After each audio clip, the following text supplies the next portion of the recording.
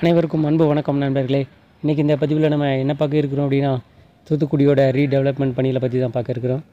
அதோட பார்த்துக்கிட்டிங்க அப்படின்னா, இங்கே ஏற்கனவே அடிஷ்னல் பிட்லைன் வந்து கன்ஸ்ட்ரக்ஷன் பண்ணிகிட்ருக்காங்க. ஸோ அதை பற்றின அப்டேட்டையும் நம்ம தொடர்ந்து பண்ணிகிட்டு இருந்தோம். இப்போ கடைசியாக பார்த்திங்கன்னா ஒரு 15 நாளைக்கு முன்னாடி வாஞ்சிமணியாச்சி தூத்துக்குடி வாஞ்சிமணியாச்சி இந்த ட்ரெயினை வந்து ரத்து பண்ணியிருந்தாங்க. ஸோ இந்த அடிஷ்னல் பிட்லைன் ஒர்க்குக்காக இந்த பணிகள் எந்த அளவுக்கு நடைபெற்றிருக்கு அப்படிங்கிறத இப்போ இந்த வீடியோவில் நம்ம பார்க்கலாம். ஸோ பணிகள் ரொம்ப மெதுவாக தான் நடைபெறுது. பெரிய மாற்றம் அப்படிங்கிறது எதுவும் இல்லை. அதை விட பெரிய சோகம் என்ன அப்படின்னு கேட்டிங்கன்னா, இங்கே மொத்தம் 3 பிளாட்ஃபாரம் இருக்குது.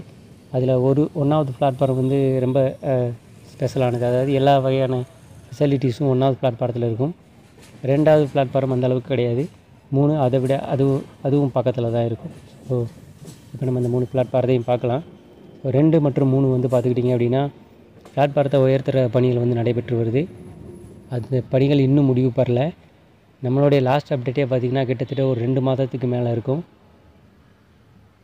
அந்த பணிகள் எப்படி நம்ம பார்த்தோமோ அதே மாதிரி தான் இருக்குது. அதாவது முழுமையாக இடிச்சிருக்காங்க, கொஞ்சம் தூரம் கட்டியிருக்காங்க, அவ்வளோதான். அதுவும் முழுமை பெறலை.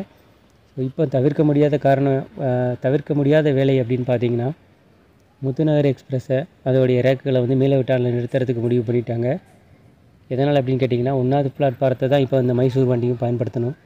அதனால் நான் பாலக்காடு தூத்துக்குடி எக்ஸ்பிரஸ் இருக்குது இல்லைங்களா, பாலருவி, இந்த வண்டியை வந்து 3வது பிளாட்ஃபாரத்தில் கொண்டு வந்து நிறுத்தியிருக்காங்க.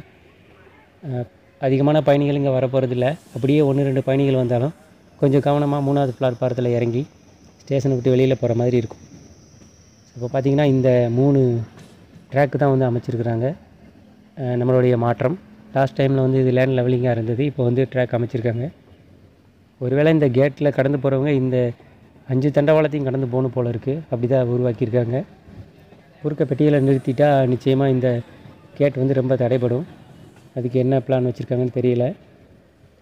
ஓவராலாக பணிகள் அப்படின்னு பார்த்துக்கிட்டிங்கன்னா ரொம்ப மெதுவான வேகத்தில் தான் நடைபெறுது.